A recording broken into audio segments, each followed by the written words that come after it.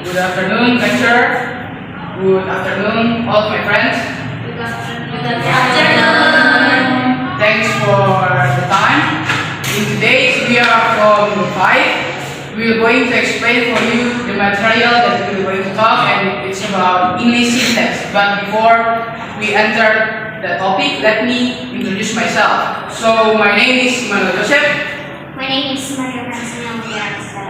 And my name is Sarmiento. I'm Kamerin Mara. My name is Lisa.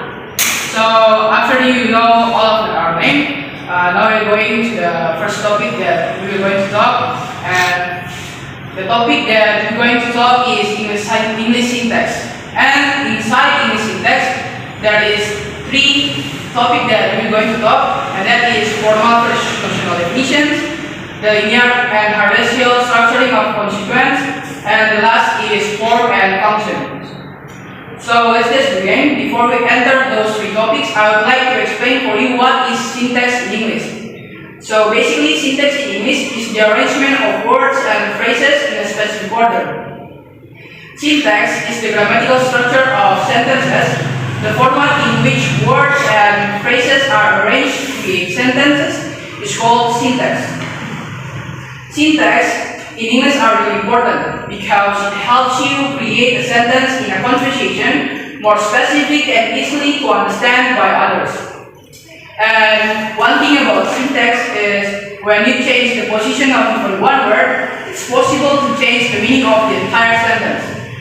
For example, only Spider-Man fights crime, meaning Spider-Man is the only person who fights crime, and no one except Spider-Man fights crime, not even Iron Man. The second example is the same word, but the word has been changed, so the meaning is also changed. Like Spider-Man only fights crime, meaning fighting crime is the only thing Spider-Man does. He doesn't work, he doesn't go to college, fighting crime is all he does. The last example is Spider-Man fights only crime, meaning Spider-Man doesn't fight anything except crime. He doesn't fight Thor or Captain America. He doesn't fight the dry cleaner if they accidentally stain on his shirt.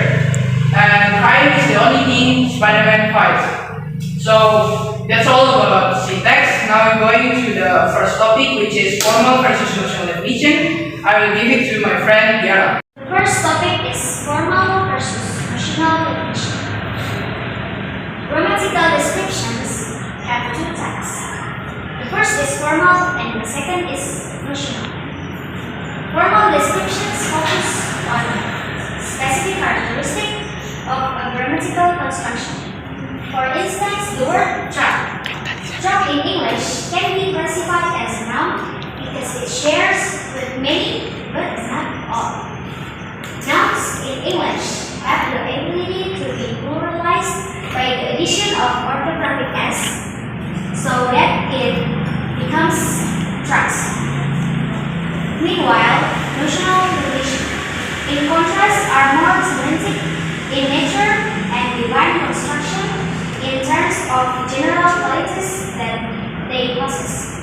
Notionally, nouns are defined as anything that is a person, a place, a thing, or an item. Truck is a noun because it's a thing. Example of formal and notional definition. First is formal.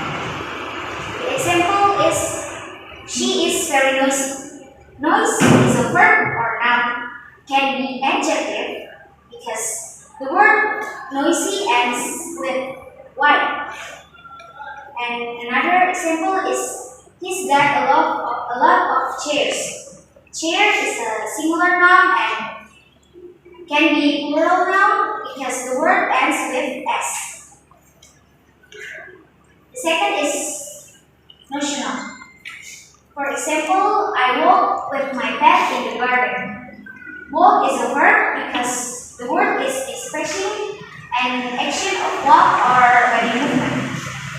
And garden is a noun because the word is describing a place and a place is a part of noun. Another example is I am tired. Am or is or are is a verb because it describes a state or feelings or condition that something or someone is. In some instances, notional definition do not always yield correct analysis. That's why modern linguistics favor formal over notional definition, largely because formal description provide a better means or identify construction than notional description. So why notional definition exists? Simply because notion definition is easy to be applied for young students that are still beginners. Because it's simple and straightforward definition rather than those that are theoretically more accurate. Well, we'll be continued with second topic, the linear and hierarchial structuring of constituents. English has the linear ordering of constituents and hierarchical groupings. The linear ordering of constituents is a group of words and phrases that has already constructed in a sentence but also can be parsed to left or right. For example, John criticized Mary and same like Mary criticized John. For more example, the child found the puppy and same like the puppy found the child. Next.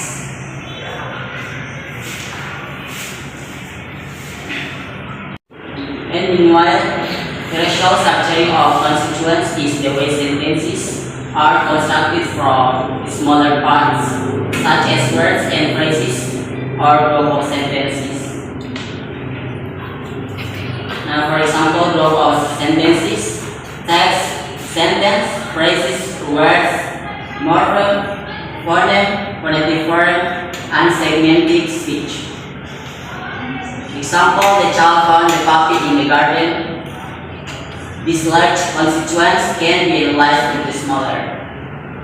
The child, they and child, found the puppy, found and the puppy, in the garden, in and the garden. This smaller unit can be further analyzed into the constituents verb. The puppy, they and puppy. The garden, they and garden. And the last, number 3, form and function. Constituent can be described in terms of their form and their function. For example, in the clause, the man is healthy. Healthy has the form of an adjective verb and a function as a subject complement. The form of some constituent can be determined by the particular suffixes that they contain as well as their position relative to other constituents. Healthy and with white is usually converts a noun to adjective. Healthy is derived from health, tasty from taste, wealthy from wealth, and so forth. Healthy is also predicative rather than an attributive adjective. It falls following if the linking verb is rather than directly before the noun. As named the healthy man.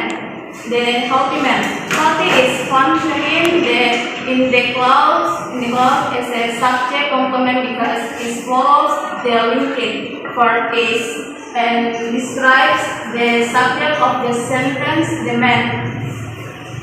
The criteria applied above is to identify adjective and subject complement that they can be applied to all from functions in English. Such an analysis reveals that constituents have form and all four levels of structure. The first word classes, noun, verb, adjective, adverb, preposition, etc. Phrases. The second process, noun, phrase, verb phrase, adjective phrase, adverb phrase, professional phrase. The 3 clauses, main, independent. Number 4, sentences. Declarative, interrogative, imperative, exclamatory. English has far fewer functions and the functions are restricted to elements occurring within clauses, but main and subordinate. Thus, the functions below are often referred to as clause functions. Subject, predicator, complement subject and object, object, direct and indirect, adverbial. So, lecturer and friends, that's all our presentation about English syntax.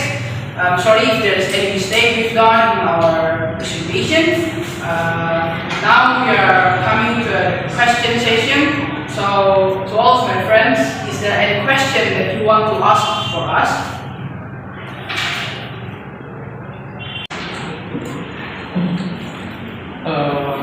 I'm gonna ask this. What people often use in their daily conversation? Is it formal description or notional definition? Notional definition. Thank you. Thank you for the question, and I'm going to answer the question for Unico. So, the answer is it's better to use notional definitions because when we talk in our daily life, it's better to use notional definition because it's simple and straightforward definition for people to understand what we are talking about. So that's my answer. Thank you. Well, lecturer and friends, thank you for your time. Thank you for your attention for us, and that's all from us for our presentation. Thank you.